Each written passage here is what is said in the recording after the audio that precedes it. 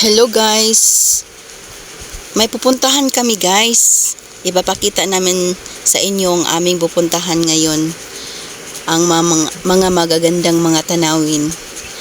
Andito lang kami sa isa lang ito sa tourist spot sa Cebu na nandito sa bandang Busay guys. Ayan guys oh, Little Q2. Ayun ay.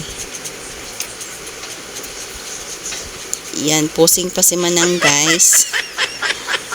Ayun, mayroon silang mga nakalagay dito na pwede nyo ilagay nyo ang mga misis nyo dito. Ayan, ang dami na. Ang dami na kasing pumupunta dito guys. Ang dami na mga misis. Ilalagay lang nila dyan. Ayun. Ayun guys, papuntahan namin yan. Sa tuktok. Sinasadya talaga namin magpunta dito guys ng gabi kasi parang makita niyo kung ano kaganda ang mga lights. Ayan, yan papunta kami dyan guys. May mga kategory sila dito. May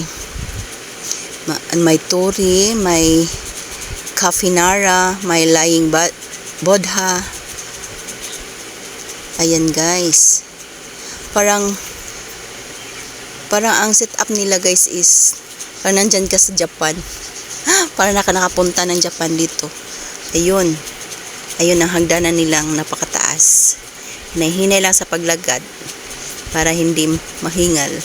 Ayan guys. Ang ganda. Yun. Yun. Puntahan na namin yun sa ibabaw.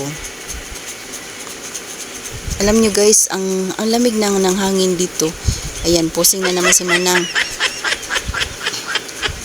Malamig ang hangin dito.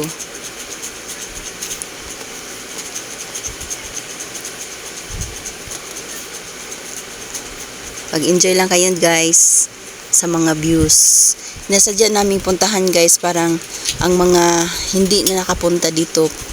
Tingnan na lang niyo ang mga videos ko guys. Ayun.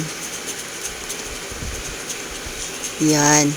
Sa napakataas na hagdanan guys. Pusing-pusing muna si Manang. Kasi minsan lang tayo makagala.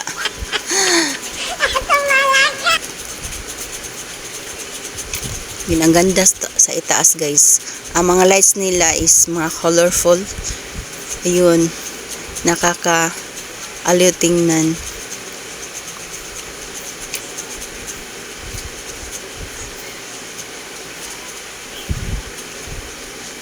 Palakad-lakad lang kayo dyan.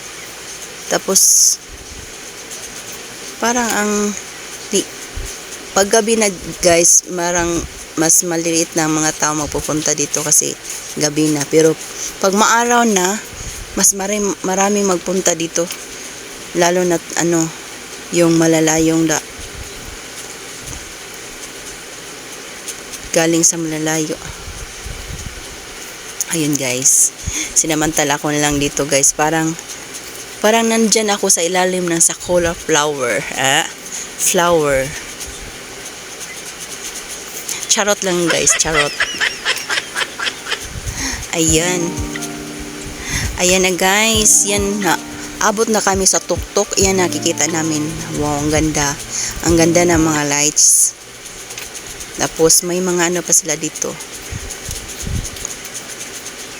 Mga characters pa guys. Ayan. Yan ang makikita. Mga characters. Ayan lang guys. Picture. Muna. Iyon ang tinatawag nila Tori guys. Yan nakalagay sa categories. Tapos, ayan guys.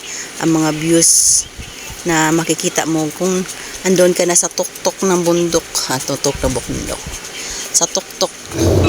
Ayun, nakauwi na kami guys. Sinasadya namin talaga na magabi. Yan ang dinadaanan namin guys. Napakadilim. Pero okay lang yan. Marami pa namang mga dumadaan. Hindi naman masyadong nakakatakot. Ang importante nakikita natin. Ayun guys. Ano nakikita nyo? Yun ang views sa cities guys. Ayun lang guys. Thank you for watching. Bye.